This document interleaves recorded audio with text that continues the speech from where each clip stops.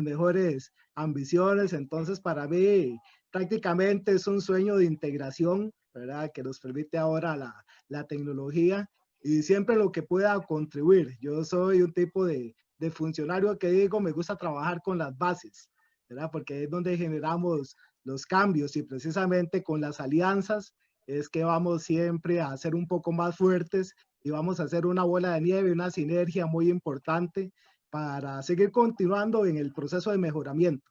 Así de simple, porque siempre les digo, mejoramiento no podemos ser sostenibles y sin resiliencia no podemos ser sostenibles y sin sostenibilidad no vamos a sobrevivir.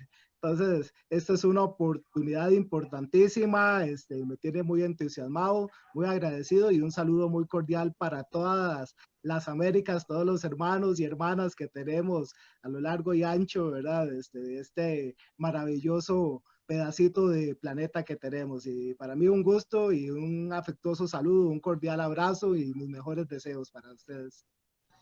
La verdad, Adrián, que nosotros también cuando iniciamos esta cumbre nos sorprendimos toda la sinergia que se produjo con las universidades. Claro. Contamos además de la UNED de Costa Rica, con la Universidad de San Martín de Porres en Perú, contamos también con la Universidad Católica de Argentina, contamos también con la Universidad de México. La verdad que nos sorprende sobremanera, bueno, cómo las universidades también han decidido apoyar a la organización, apoyar al Consejo y bueno, realmente para nosotros es un orgullo y bueno, es un impacto muy grande, ¿no? También en cuanto a estas sinergias que vos contabas y a esta retroalimentación del conocimiento.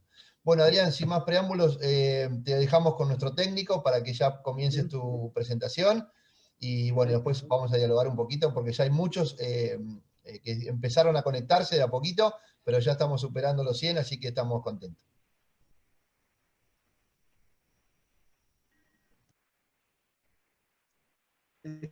Saludos muy cordiales. Para mí es un Gracias. gusto acompañarles el día de hoy a la distancia.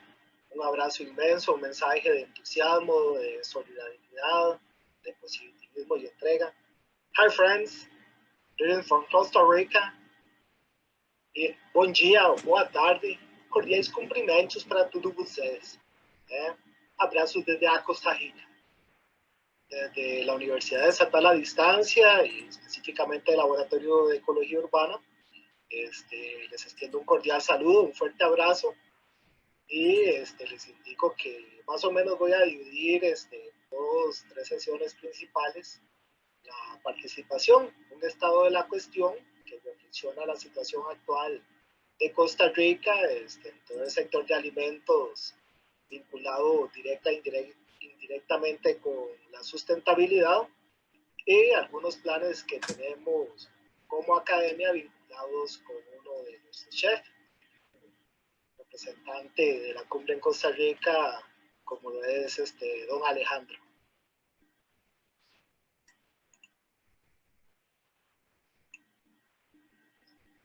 Muy bien.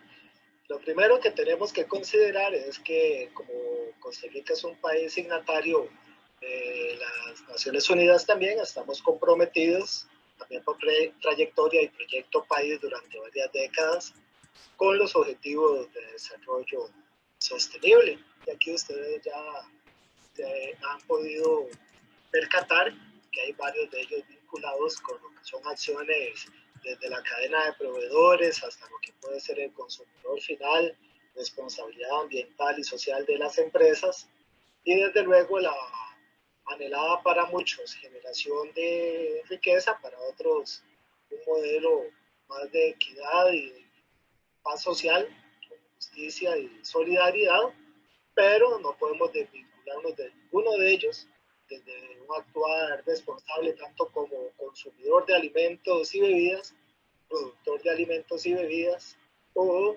intermediario en cualquiera de las cadenas de elaboración, distribución, venta, transformación, generación de valores añadidos.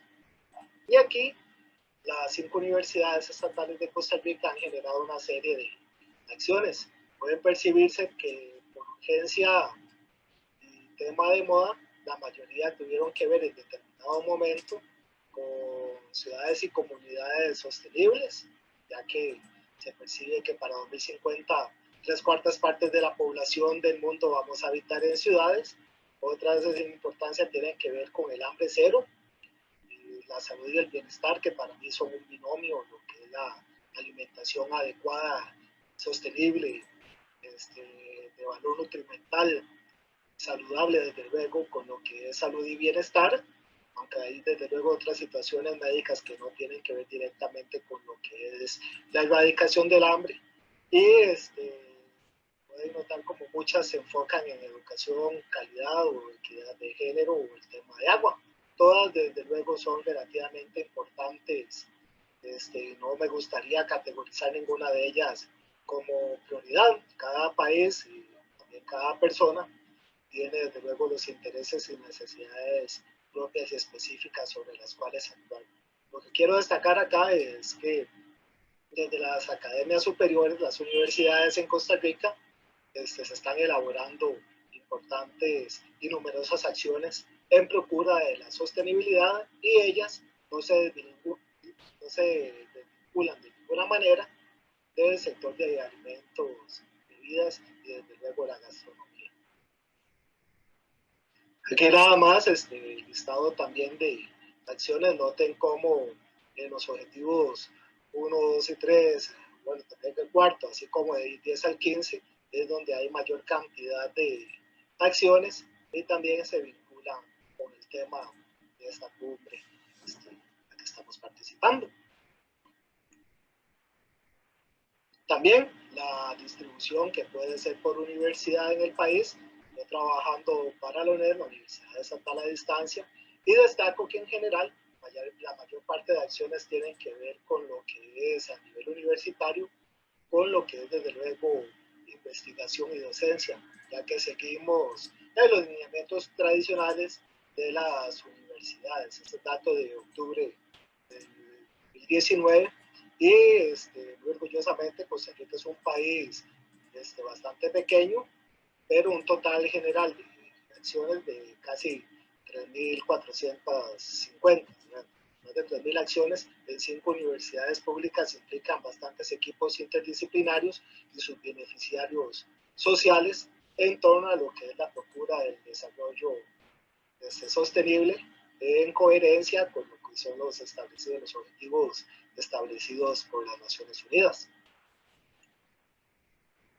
Continuando, quiero ejemplificar entonces lo que como país deberíamos mejorar.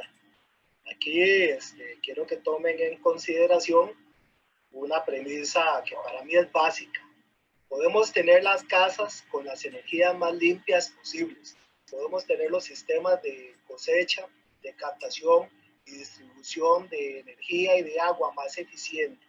Y podremos tener las instalaciones bioclimáticas y, como llaman algunos, entre comillas, ecológicas, o sea, ambientalmente más responsables, con todos los materiales de fuente, más reutilizada y más certificada que se quiera, que si la dinámica convencional, rutinaria, diaria, la actitud que tenemos como usuarios y consumidores de ciertos productos, todo lo que es nuestro accionar no es responsable, jamás podremos considerarlo sostenible.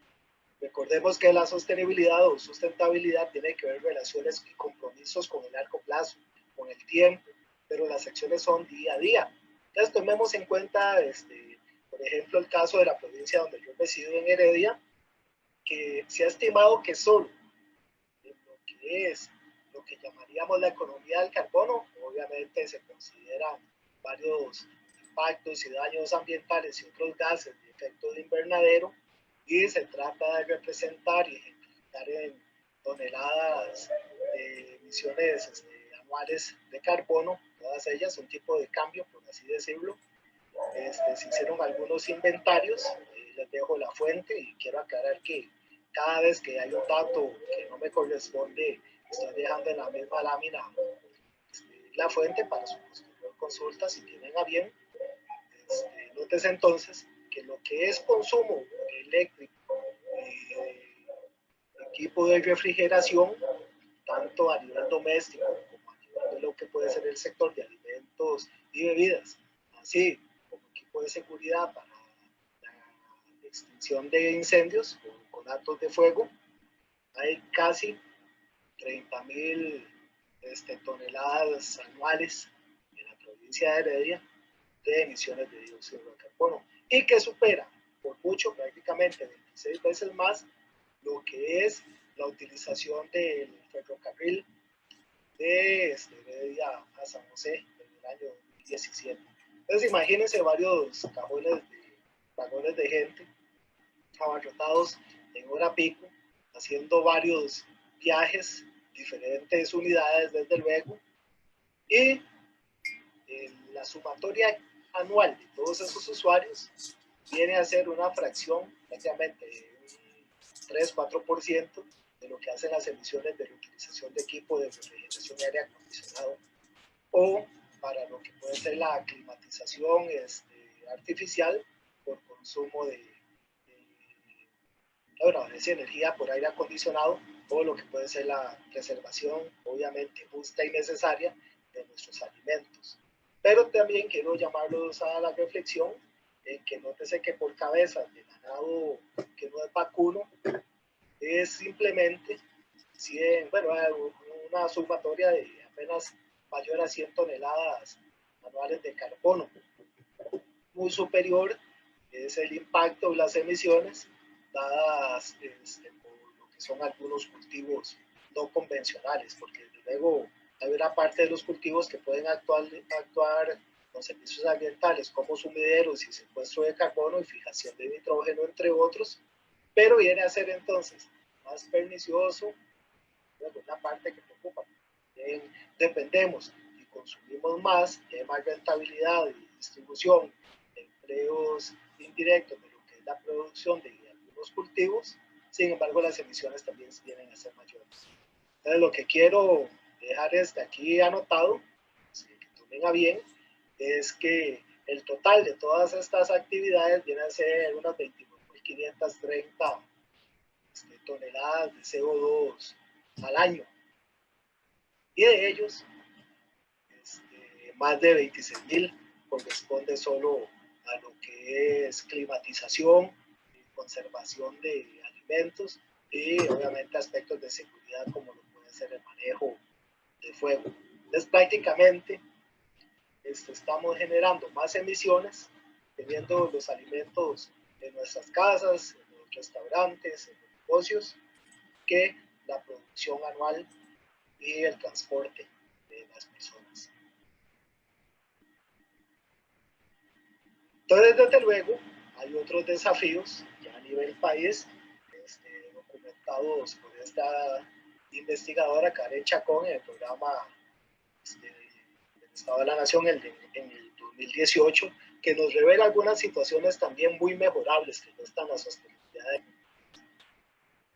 Por ejemplo, nótese acá que hubo una reducción de área de cultivo, también hubo una dominancia de lo que son cultivos agroindustriales y frutas frescas, o sea, no necesariamente para un consumo básico de la mayor parte de la población, sino también son productos que permiten una producción y una transformación con valor añadido. Desde luego hubo una reducción en coherencia con el dato anterior de la producción de granos básicos y hortalizas, lo cual viene desde luego a impactar en lo que es la calidad del consumo alimentario y nutricional que tenemos los costarricenses. Nótese que hubo un incremento en los últimos años de lo que fue cultivos que han sido convencionales, parte de la dieta latinoamericana y mesoamericana, como son los granos básicos, arroz, frijoles y maíz. También muchos de ellos son de alta importancia para lo que son las poblaciones económicamente menos favorecidas y desde luego son alimentos más accesibles hacia ellos.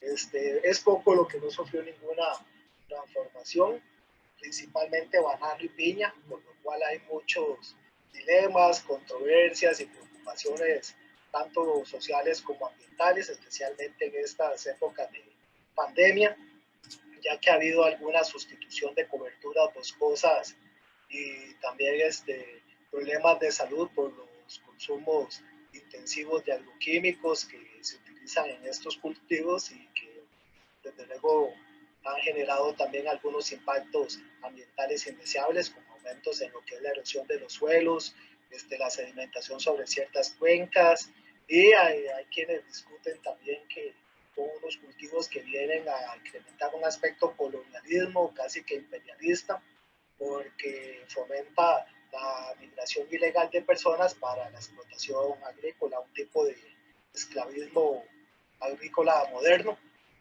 Es un dato muy preocupante que, a pesar de la historia de conservación que hay en el país, que protege más de una cuarta parte de su territorio continental y aún más territorio marino, en áreas silvestres protegidas, menos del 6% de las unidades productoras implementa sistemas agroforestales, o sea, una combinación de cultivos con árboles y a veces silvopastoriles que incrementan la sostenibilidad productiva de las unidades. No es el tema de hoy, sin embargo, tiene múltiples beneficios muy documentados. Y muy preocupante también que menos del 14% hace tratamiento de las aguas, cuando es uno de los sectores que más consumo de agua hace a nivel de cuencas en el país. Y algo que es muy lamentable también, que se importaron más de 53 millones de kilogramos de ingredientes activos de plaguicidas y se utilizaron 65 millones, o sea, más, había un stock de reserva que se utilizó más de lo que se importó.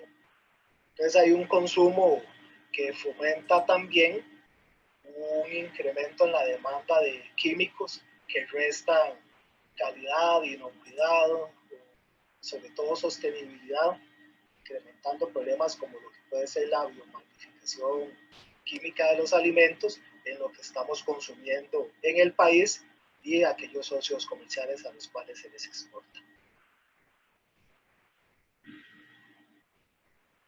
Continuamos con algunos datos de la misma investigadora, en la cual se indica que hubo una reducción importante en lo que es arroz, frijol y maíz, a pesar de que indicaba anteriormente que fueron granos básicos que vieron su demanda incrementada.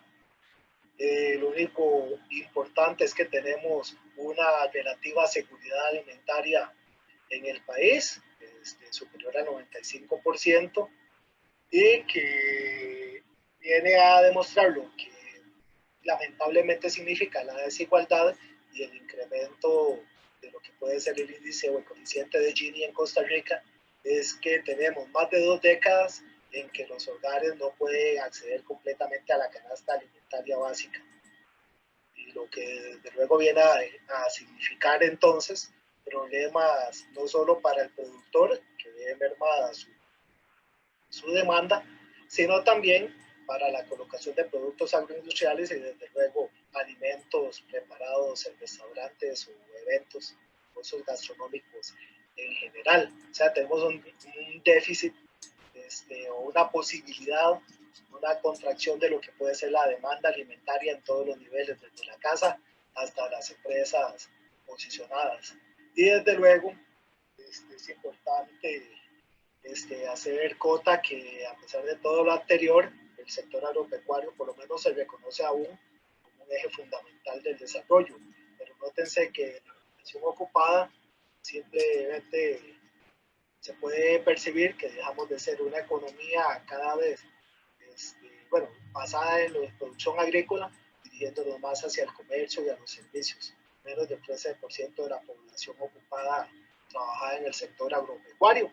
Y es una de las críticas que se le hace, por ejemplo, al cultivo de la piña, que con la tecnificación y modernización viene a generarse cada vez menos empleos, a veces 2 o 3 por hectárea, lo cual significa una utilización poco amigable de la tierra, muy intensiva, muy destructora, la cobertura del suelo, con alto consumo de agua y de agroquímicos, con pocos servicios ambientales, ya que no sirven de mayor refugio para animales silvestres, y para colmo genera condiciones casi esclavistas y bajos niveles de empleo. Entonces hay hasta poca contribución económica puede haber, y todo esto desde luego atenta contra los objetivos que tenemos como país hacia el desarrollo sostenible, al punto que nótese que la actividad económica que más genera este empleo en el país es el comercio y la reparación de vehículos. Es decir, se requiere mano de obra técnica o especializada en lo que es otras actividades como servicio al cliente o como puede ser también el ser bilingüe o las estrategias comerciales y publicitarias que pueden haber, así como gente preparada en la reparación de unidades de transporte. Y ello, desde luego, también viene a relacionarse con que cada vez también la población se está concentrando más en la gran área metropolitana. El dato que les comentaba algunas diapositivas antes, que la tendencia va a ser a que se concentre la población para el año 2050 un 75% en ciudades. Entonces estamos perdiendo espacio agropecuario donde la gente se está concentrando, se está incrementando la cantidad de vehículos, la actividad comercial y desde luego vamos a requerir la importación local y también transfronteriza de lo que son nuestros alimentos. Afortunadamente como país tenemos algunas normas, galardones, certificaciones y herramientas que nos permiten fomentar la sustentabilidad. Entonces, tratándose de una situación relacionada con los negocios vinculados con la gastronomía, tenemos que desde luego tener en consideración todo que sea posible. Energía, residuos, consumidores, proveedores, entre ellos. Entonces quiero dejarles acá como ejemplo, no voy a profundizar en ellos, pero pueden consultarlo, verlo en sus propios países, mejorarlo, tratar de llevarlo a la práctica, lo que es el galardón bandera azul ecológica, ya que es importantísimo que considera desde el hogar hasta lo que pueden ser cuencas y comunidades en áreas como lo que es el cambio climático, en áreas conocidas como lo que puede ser movilidad, a nivel de gobiernos locales, entre otras. Es importante y me gustaría para mí que el consumidor el día de mañana yo pueda ver una trazabilidad y una proyección de este galardón en que pueda ir a un solo evento, ojalá gastronómico, y que absolutamente todo el consumo de energía, toda la cadena de proveedores, todos los que residen en los negocios que vienen en un food truck, por ejemplo, a vender en la feria, estén galardonados. Sería un reconocimiento y lo destaco de primero porque más que un certificado, en Costa Rica se ha proyectado como galardón. Y desde luego les dejo en el cuadro de arriba lo que es los criterios y los valores que pueden considerarse. También es importante considerar que aquí en el país afortunadamente tenemos un plan que fue declarado de interés público hace 5 años, que se refiere a la gastronomía costarricense sostenible y saludable, ya que la imagen país es muy relacionada con que se considera una identidad ambiental. Queremos que siga siendo así, sostenible pero saludable, un binomio. Aquí otros datos referidos al galardón bandera azul ecológica. Nótese que tiene que ver con desde recursos hídricos, suelos, insumos agropecuarios, residuos, combustibles, energía, proyección sobre empresarial, o sea, lo que puede ser impacto, incidencia, la responsabilidad social que tienen los negocios, tanto con el cliente como con las comunidades, proveedores y consumidores. Y definitivamente no puede faltar la adaptación al cambio climático, que para mí es un criterio elemental. Sin adaptación no puede haber resiliencia y sin resiliencia no puede haber sustentabilidad, y este es un problema global que va a prevalecer aún más tiempo, creo yo, que los efectos de la pandemia del COVID-19. Entonces tenemos que considerar los aspectos productivos, cuáles cultivos, bajo cuáles medios, sean macrotúneles, sean invernaderos, sean sistemas inteligentes de captación e irrigación de agua, sea una producción que permita mayor diversificación de productos, o sea, qué medidas se pueden considerar desde la producción para que en los negocios gastronómicos haya adaptación al cambio climático, y desde luego toda la cadena de distribución y comercialización, como puede ser el e-commerce.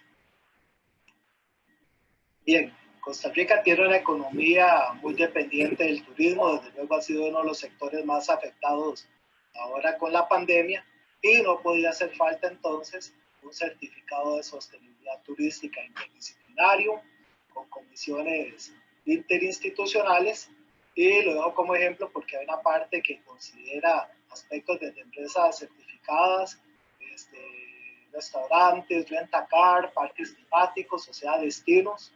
Y lo que quisiera el día de mañana, por ejemplo, es ver que aunque es un hotel o un albergue que ni siquiera cumple con la categorización de hotel, pero tiene su cocina, tenga, por ejemplo, al mismo tiempo el galardón Bandera Azul Ecológica, como tener el certificado de sostenibilidad turística, por lo menos a nivel gastronómico. Y desde luego aquellos propios de la calidad, como HACCP, o lo que puede ser los aspectos de IFOAM en agricultura orgánica, entre otros. Es muy importante considerar que la sostenibilidad también implica un efecto multiplicador en todos los sectores aledaños y una alta trazabilidad del producto, como aspectos energéticos y de comercialización y consumo.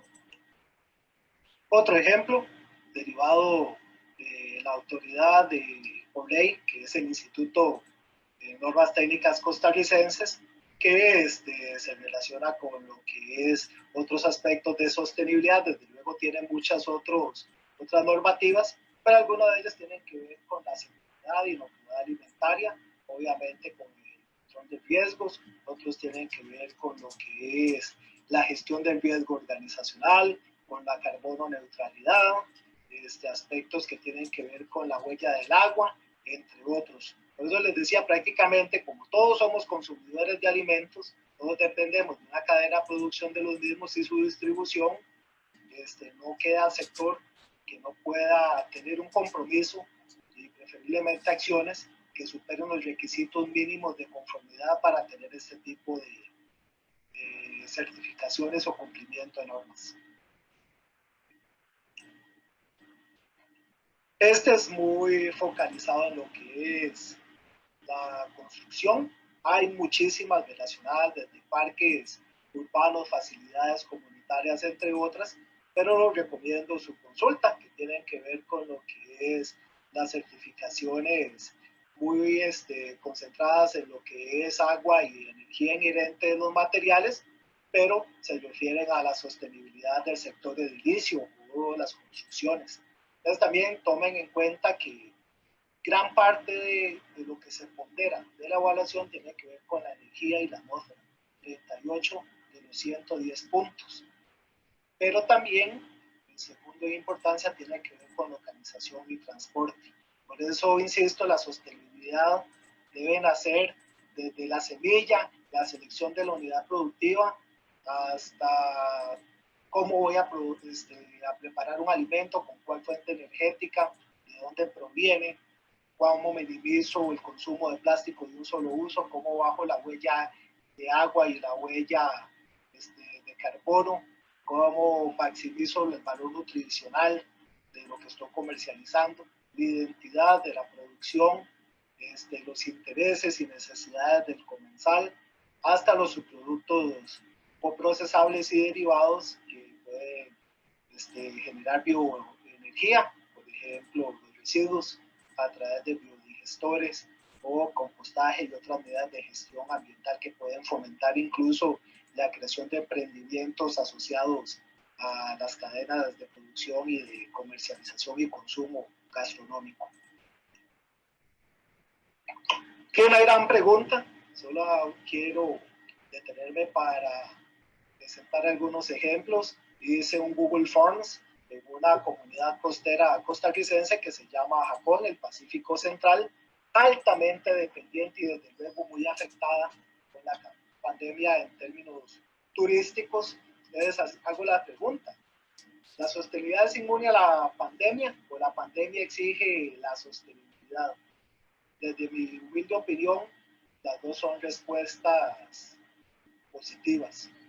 O sea, se ha documentado en muchos artículos, no solo en el sector gastronómico, sino también en temas laborales, en temas de inocuidad, en temas de justicia social, que son los espacios que tal vez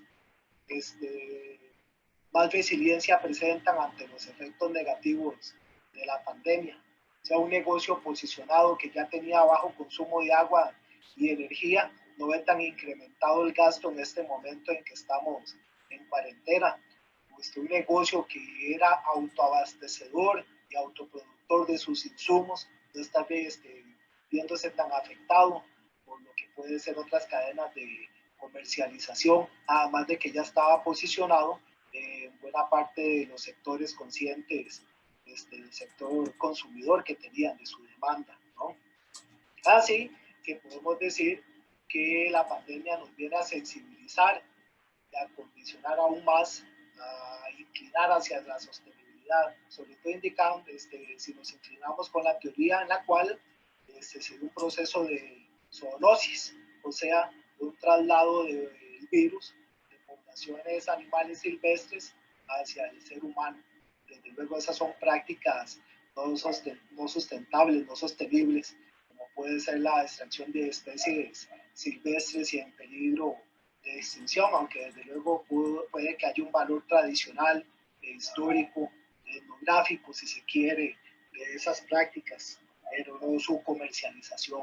Por lo cual, lo que ya no se hizo, difícilmente se puede hacer, pero se puede aprender de ello para hacer frente a la crisis. Desde aquí, nótese que el destino y la pandemia vino a afectar más bien. La pandemia vino a afectar el destino a través del cierre de negocios y por la alta dependencia de encadenamiento, los cierres de unos negocios vinieron a afectar desde luego a otros, pero hubo otras respuestas referidas a que las restricciones de transporte, de llegada de visitantes, llegadas de turistas o la restricción de horarios que hubo en muchos sitios vino también a reducir la demanda de los negocios, no solo gastronómicos, pero estas preguntas fueron referidas principalmente hacia el sector turístico, que desde luego incluye gastronomía.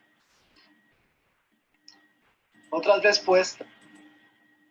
respuestas, ya aquí desde el lado opuesto, cómo pueden ustedes contribuir a la recuperación económica del sector turístico en Jacó.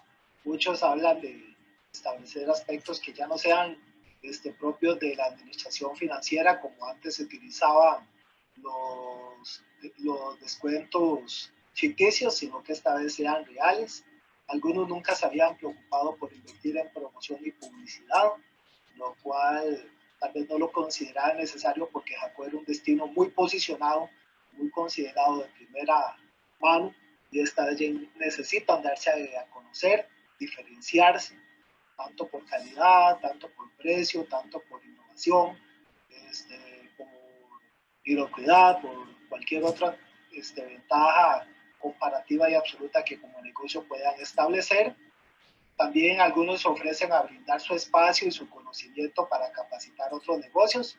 Fue muy interesante, implica un tipo de economía social, circular y solidaria, que está presente en el sentir de los entrevistados y viene a ser un tipo de relación con aquello que indicaba antes, que si hay otros negocios, por las causas o razones que fueran, me vino a afectar el mío.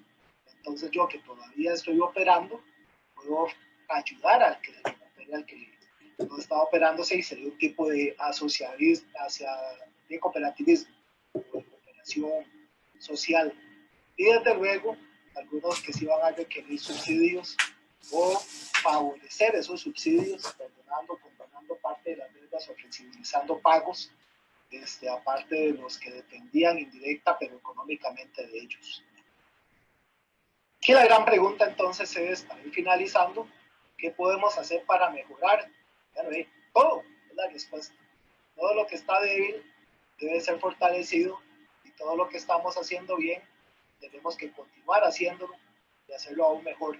Como decía antes, de la forma más barata, de la forma más acelerada y con la mayor cantidad de beneficiarios. Acá me tomé la libertad de atreverme, con las disculpas del caso, a tratar de adivinar o especular más bien qué realidades podemos experimentar en el corto plazo. Sí está claro que entre menos sustentable se está más vulnerable, que ya es importante actuar a nivel micro y macroeconómico para fidelizar los clientes y garantizar las pérdidas y más bien acelerar la recuperación, y que hay muchas cosas que tenemos que replantear. Por ejemplo, lo que es aspectos productivos, como lo que son aspectos de comercialización e intermediación. Así que es importante, por ejemplo, a grandes rasgos considerar cómo puede cambiar no solo la producción, sino también el mercado inmobiliario, ya que la pandemia nos exige, por ejemplo, mayor distancia física con las personas.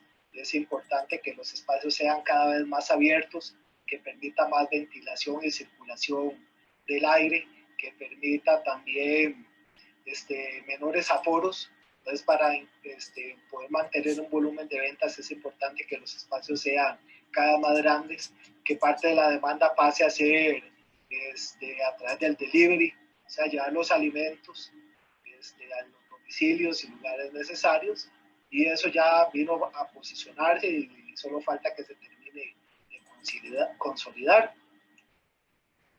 Así que en Costa Rica, desde la universidad nos estamos, como les comentaba antes, preparando para tomar oportunidades y posibilidades del Plan Nacional de Gastronomía Sostenible y Saludable, con un componente local bastante importante. Entonces, por ejemplo, estamos considerando plantearnos un proyecto de lo que puede ser una bioprospección etnobotánica, porque tenemos que seguir siendo creativos e innovar. Entonces, uno de los objetivos que queremos no solo es rescatar los productos tradicionales del país que se han ido perdiendo, ya que nuestra canasta básica y consumo como especie está focalizado en 20 principales especies culinarias, y más bien quisiéramos diversificar eso y que no se pierda el conocimiento de su consumo ancestral con las nuevas generaciones, sobre todo considerando que muchos chefs son bastante jóvenes y se perciben con una proyección cada vez más global con la valorización de lo local. Así que sería importante, por ejemplo, considerar también, imagínense la posibilidad de la bioprospección etnobotánica, que podamos descubrir otra vez en este momento otro açaí o chía, o alimentos funcionales importantes también, como lo que puede ser esta que es andina, se me olvida el nombre, la quinoa, de alto valor nutritivo, y así diversifiquemos lo que son los cereales y granos básicos, pero que tal vez otra oportunidad que descubramos, por ejemplo, un nuevo cacao, o consideremos la posibilidad de descubrir otra vainilla, sea un análogo de lo que puede ser la demanda y la proveeduría de nuevas especias, lo que puede ser otra canela, otro cardamomo, otro azafrán, o algunas subespecies y familias relacionadas con ellas gracias a la bioprospección y al conocimiento etnobotánico de las poblaciones. Una nueva pimienta, por ejemplo, revalorar la sal de maras que puede haber, por ejemplo, en Perú, o diversificar el mercado y la producción hacia, por ejemplo, lo que puede ser la entomofagia, o sea, el consumo de larvas, de insectos, y así favorecer e incrementar la sostenibilidad de algunos bancos de proteína importantes también. Eso sí, con el debido respeto ético al conocimiento, ojalá lo posible menos mercantilizado, porque lamentablemente hemos visto prácticas, por ejemplo, recuerdo casos, creo que fue en Argentina, en que se tomó el conocimiento ancestral guaraní para identificar y reducir la cantidad de celulosa de una madera, y se comercializó. Sin que tenga, por ejemplo, una patente las poblaciones guaraníes, y quizás no tienen una participación de tú a tú con los empresarios, siendo ellos dueños del conocimiento ancestral. También es importante considerar desde el Plan Nacional de Gastronomía cómo incrementamos la sustentabilidad del productor con reservorios de agua, precisamente pensando en esa adaptación al cambio climático que puede haber y las posibilidades de establecer zoocriaderos y así fomentar lo que puede ser el banco de proteína. Imagínense qué interesante que podamos comer venado, que podamos comer chancho de monte, o jabalí, como le llaman, sajino en otras zonas, o que podamos comer aguti o tepezcuintle, como llamamos aquí en Costa Rica, el lugar más grande que tenemos, ya que se pueda viabilizar desde el punto de vista animal, o sea, tener una zootecnia de animales silvestres para incrementar y diversificar lo que es los bancos de proteína para el sector gastronómico. Es importante también que consideremos nuevos productos importantes como moluscos, la maricultura, recursos marinos y costeros, lo que pueden ser nuevas algas, el conocimiento con hongos. Son posibilidades que los ecosistemas y su biodiversidad nos ofrecen al sector gastronómico que podemos considerar porque ya están adaptados a nuestras condiciones agroecológicas y desde luego ofrece posibilidades de adaptación al cambio climático y una posibilidad de demanda en el mercado. Entonces, insisto, lo importante acá es fomentar la resiliencia para que tengamos adaptación y sostenibilidad en todos los niveles de la cadena de producción y trazabilidad gastronómica. Como decía antes, desde la semilla, el polen, el propágulo, hasta el consumidor final y sus materiales, entre comillas, desecho, que generen emprendimientos como lo que puede ser compostaje, producción de abonos o hasta bioenergía. Aquí es importante que hay que reconocer dónde podemos actuar y hacerlo y desde luego seguir contribuyendo con las personas y los mercados desde todas las áreas en que nos sea posible. Dejo los objetivos principales, de los cuales se marcaba propuestas comentadas con antelación del Plan Nacional de Gastronomía Sostenible y Saludable. Vean que muchos de los objetivos se dirigen y se relacionan con los globales de desarrollo sostenible, pero también con el favorecimiento de las economías en todas las escalas y la profesionalización de jóvenes en la escala local, el consumo también local que requiera la menor importación posible, tanto de agua como de insumos, energías y bajar la huella energética, hidrológica y de carbono que puede tener el sector. Y insisto, la interdisciplinaridad y multidisciplinaridad es fundamental para lograr también esa resiliencia, esa calidad de producto y desde luego esa sustentabilidad. Simplemente quiero terminar agradeciéndoles, pero también con la reflexión que si no somos resilientes no somos sostenibles y la sostenibilidad ahora es un asunto de sobrevivencia, no solo económica y una demanda de mercado, sino un aspecto realmente relacionado con lo que puede ser la perduración de la especie humana en el planeta. Sobre todo la pandemia nos ha hecho ese llamado a la reflexión y a la humildad que como especie humana debemos tener. Así que sigamos procurando la justicia ambiental y social, desde luego deseándoles el mejor provecho en cada uno de esos alimentos, también deseándoles el mayor de los éxitos y quedando a sus gratas órdenes. Un abrazo muy cordial, mucho entusiasmo, mucho positivismo y mis mejores deseos. Muito obrigado pela atenção. Abraço do tamanho do mundo. Thank you very much, my friends. Abihu from Costa Rica.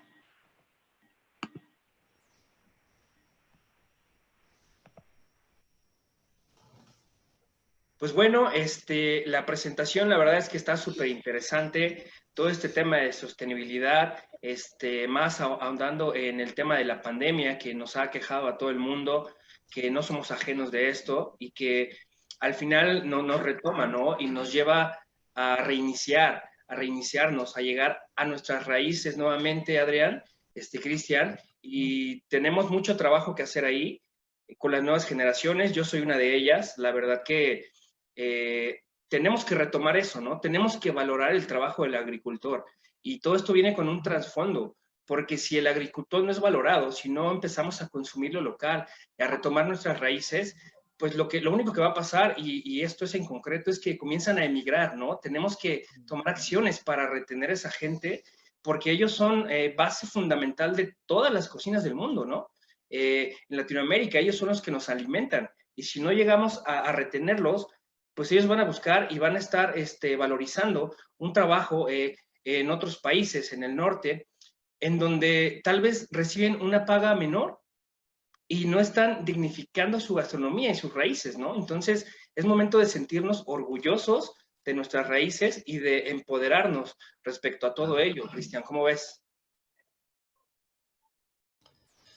Sí, bueno, la verdad, muy, muy acertadas tus palabras. Emociona cuando hay un pensamiento desde la juventud de esa manera, porque es un poco, como decía Adrián, la línea bueno, que tenemos que empezar a contener, que tenemos que empezar a entender, que tenemos que empezar a adaptarnos. Hay una palabra linda que me gusta, que ahora todo el mundo la lleva a la mesa, que es resiliencia, ¿no? Adrián comentaba esta capacidad de adaptarse, ¿no? A los medios en la adversidad.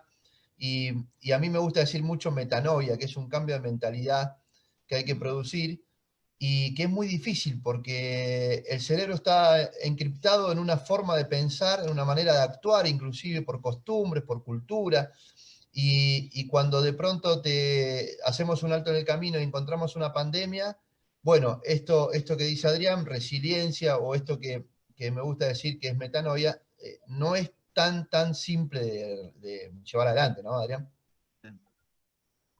Absolutamente de acuerdo y me encanta, digamos, que tengamos ese común denominador, ¿verdad? Ese pensamiento, porque definitivamente, antes de aceptar la invitación con ustedes, definitivamente me ahondé a conocer parte de la filosofía del consejo profesional y yo decía, qué interesante oportunidad, valiosa, única, porque podemos ver la gastronomía como una herramienta, un medio, un fin, un instrumento de movilidad y de transformación social, ¿verdad? Ya que tiene aspectos tanto artísticos como tradicionales, ¿verdad?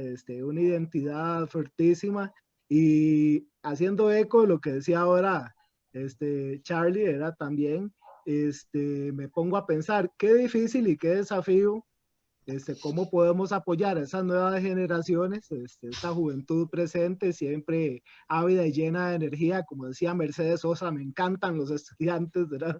Y que no le temen, asumen los retos, ¿verdad? Sin tanta, decimos nosotros, sin darle tanta vuelta a la mente, ¿verdad? Ese entusiasmo les ayuda y me encanta porque uno de los objetivos de desarrollo sostenible se enfoca en el tema de clima y de ciudades, de agua, de saneamiento. O sea, por eso decía yo, no podemos priorizar uno con otro, pero qué difícil revalorizar el campo cuando estamos concentrando nuestra humanidad, nuestra población en las ciudades. Entonces, ¿cómo podemos hacer, qué estrategia importante podemos hacer para que esa importación de los alimentos desde el campo hacia la ciudad sea justa, ¿verdad? Sea también sostenible, ¿verdad? Y no convencerlos de abandonar lo que saben hacer por siglos, que ha aprendido, ¿verdad? Las comunidades altoandinas, las comunidades costeras que hay en América del Sur, ¿verdad? A nivel de todos los continentes, ¿verdad? Y venir a la ciudad de pronto a ser infravalorados, como comentabas, ¿verdad? Cristian, ha sido uno de los grandes desafíos. Y eso no solo significa pérdida de la identidad cultural, sino del conocimiento también.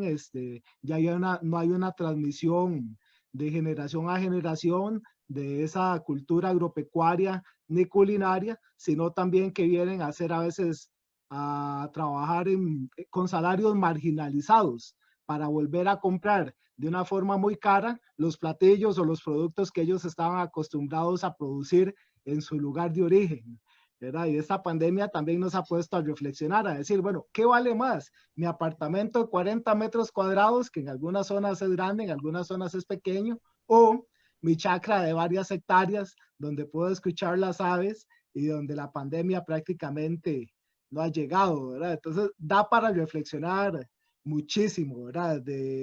Como decía antes, desde el propágulo de la semilla hasta la disposición final del producto después de que hemos acabado con ese platillo, ¿verdad?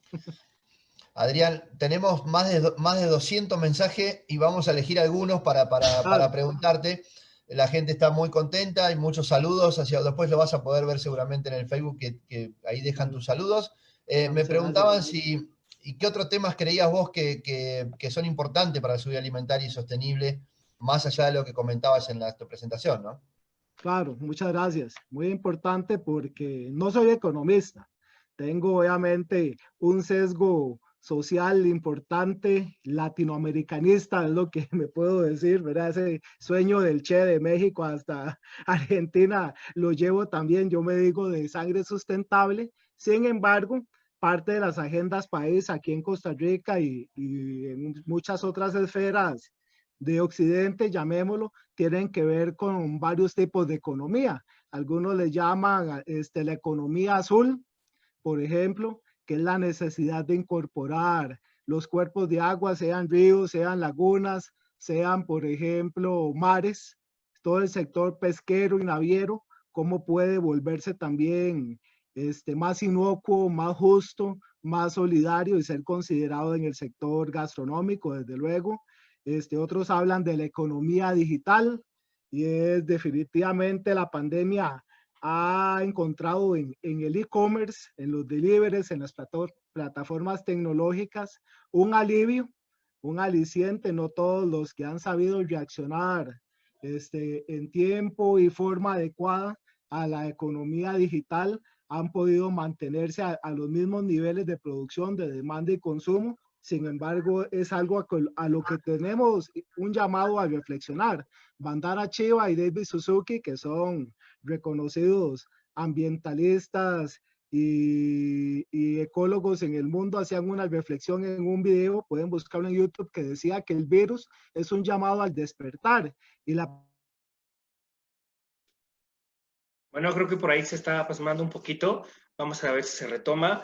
Cristian, pero comentaba Adrián la superimportancia, ¿no? De todo esto, de empoderar el campo, nuestras raíces, y todo tiene que ver, ¿no? La pandemia nos puso un alto en efecto, pero es un alto para la reflexión, para que tomemos en cuenta qué es lo que veníamos detrás, para poder transmitir todo eso a los que vienen detrás de nosotros, qué es lo que nos van a dejar ustedes, cómo nosotros podemos solventarlo, de qué forma esos conocimientos se van a transmitir para que podamos nosotros apoyar y hacer una mancuerna con los productores, estando fuera de la ciudad, ¿no? Entonces, todo esto me lleva a que tenemos que retomar las raíces, y nuevamente soy enfático porque tenemos una riqueza gastronómica en Latinoamérica increíble y que ha sido desvalorizada, perdón. Entonces, tenemos que tomar ese camino, Cristian. Ustedes son quienes nos deben de llevar de la mano y nosotros con toda esa energía, pues vamos a poder darle. Ya retomamos a Adrián. Adrián. Claro, muchas gracias.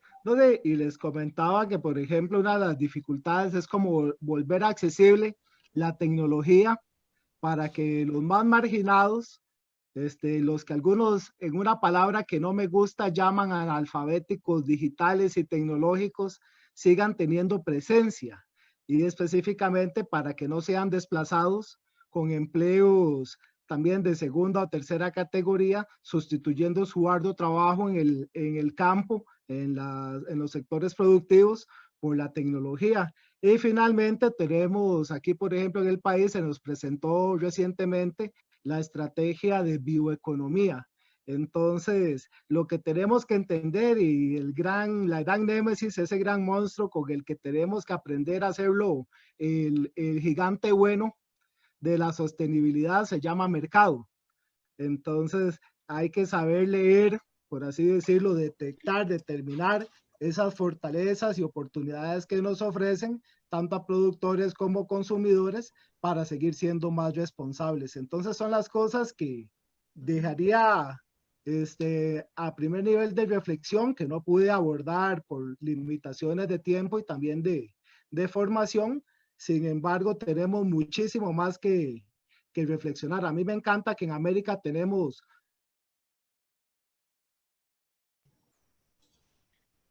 Bueno, ahí mientras se dos o nos... tres de las zonas azules del Ahí está. planeta, ¿verdad? Esas poblaciones más, poblaciones longevas que debemos aprender mucho de ellas también. Entonces, hay aspectos no solo en mercados, sino también de identidad, de tradición que sería importante que desde el sector gastronómico se consideren. Adrián, vos sabés que comentabas, ¿no? La importancia de la tecnología. Y hay un dato importante que quizás todo el mundo no conoce, que solamente de la población mundial el 53% de las personas están conectadas. O sea que tenemos una gran deuda, ¿no? Y Claro. para dejarlo tranquilo a Pedro, sin duda que nosotros vamos a ser fundamentales en la guía de la juventud para que transmitir esta experiencia y que vayan por el buen camino, pero una de las cosas que decía Adrián es que, bueno, si hay algún pastor escuchando esta cumbre, realmente va a estar contento porque estamos mandando a todos los chicos para el campo. Así que cuando hablamos de innovación, no es siempre un tema de estratosfera. La innovación tiene que ver con retomar a esas cuestiones que teníamos en kilómetro cero, ¿no? A trabajar con la Claro. industria, con la actividad doméstica, a trabajar con la actividad del campo y a concentrarnos en ese kilómetro cero para lo que decías vos, Adrián, un poco eliminar la huella de carbono, bajar la fuente energética, bueno, distribuir el agua de una mejor forma. Que los desafíos que van a venir van por ese lado. Adrián, te pregunto lo que quiere saber el público en general. Me comentaban si vos habías tenido alguna experiencia ya en la región de América Latina, con algunos ejemplos, por ejemplo, de esto que estamos hablando de ciencia, tecnología, innovación. Sí, claro, hay muchas. Podríamos disertar, hacer una enciclopedia, ¿verdad? Me encanta, por ejemplo, cómo en México utilizan el mole y cualquier cantidad de cactáceas, ¿verdad? En su gastronomía son propias desde que las colectan hasta cómo llegan a la mesa, pero tal vez una de las que he encontrado más integradoras, no quiero hacer publicidad para no marginar a nadie, pero pueden googlear, como decimos popularmente, a David Hertz, ¿verdad? O pueden googlear en Airbnb lo que se llama un banquete para el alma. Me encanta, por ejemplo, esa experiencia fue muy transformadora para mí porque este es un proyecto que se ha vuelto internacional, pero su visión como chef, si mal no recuerdo, brasileño, o sea, por el apellido es que tengo dudas que sea nacido en Brasil, pero eso es un perjuicio, ¿verdad? Una sociedad globalizada que tengo, nada más aclaro, tengo la duda de su origen, de su nacionalidad, en la cual él reflexionaba que, por ejemplo, un tercio de los alimentos que se produce en el sector gastronómico formal establecido en ciudades se desperdicia día a día, cuando en el mundo hay más de 200 millones de personas que padecen de hambre permanente. Entonces él creó una experiencia en la que como comensales lo que compramos no solo es la comida, sino ese banquete para el alma.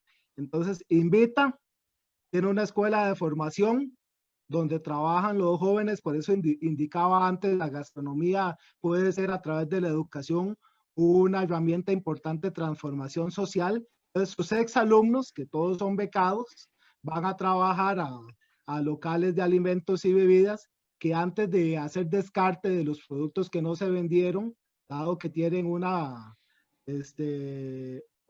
aspecto de frescura y una vulnerabilidad en el tiempo para perecer, son reenviados a su escuela. Y de allí él hace una clase gastronómica para servirle los alimentos a las 6 de la tarde a las personas de la calle. Entonces, me encanta porque es responsabilidad social, económica, ambiental, el proyecto que tiene el mismo Consejo Gastronómico de cero desperdicio, ¿verdad? Y una forma en que hasta los propios comensales podemos ser parte de un proyecto tan loable. Hay otros casos aquí que, perdón, que te interrumpa, que hacen festivales del sol y es, por ejemplo, hacer cocina solar. Un día en que los panes, las sopas, todo se hacen en hornos solares en esas zonas donde ha sido difícil llevar las instalaciones eléctricas. pero también muchos chefs participando e innovando en ese momento a través de concursos para elaborar platillos en las condiciones, no a los que los chefs están acostumbrados, sino a las que las comunidades están acostumbradas. Entonces son interacciones sociales de sectores productivos y económicos que muchas veces son extremos, ¿verdad? Dispares, y que se pueden integrar a través de los alimentos y bebidas. Y eso me encanta, lo destaco y sé que ustedes me pueden enseñar mucho más al respecto para seguir sintiéndome orgulloso. No, Adrián, mira, sin duda nosotros hemos tenido esta experiencia en Ecuador con el presidente Correa de trabajar los productos de desperdicio, reciclaje de alimentos, uno de los programas fundamentales que se convirtió en ley. Por supuesto que necesitamos de la ayuda del Estado consciente para poder generar estas políticas públicas que realmente impacten la sociedad. Este proyecto nuestro, la verdad que fue muy importante, porque siempre nadie es profeta en su tierra, ¿no? Cuando uno presenta los informes afuera es muy importante, pero cuando lo presenta adentro las puertas se cierran. Y la verdad que causó un impacto. Argentina hace muy poco recién toma el proyecto y convierte este proyecto en algo nacional, ¿no? Como es la ley de desperdicio, de descarte, reciclaje de alimentos. La verdad que estamos siendo un mundo inmoral y que debemos realmente replantearnos esta situación porque no podemos seguir desperdiciando alimentos.